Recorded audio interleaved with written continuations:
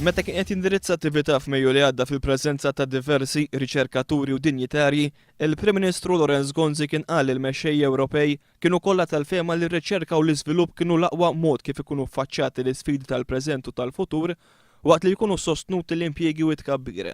Iżda meta matul il-jum tal-ġimgħa f'aktar minn 320 belt Ewropea tfakret il-lejla tar-riċerkaturi, f'Malta ma kienet organizzata l-ebda attività ntiża biex tippromovi r-riċerka u l-iżvilupp f'pajjiżna.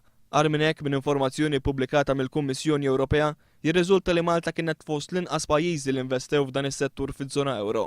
Waqt li fiż-żona euro bejn l-2007 u l-2009 il-medja ta' investiment żdied sena wara oħra u qabeż 2% tal-prodott gross domestiku, f'Malta naqas sena wara oħra u kien ta' 0.5% tal-prodott gross domestiku.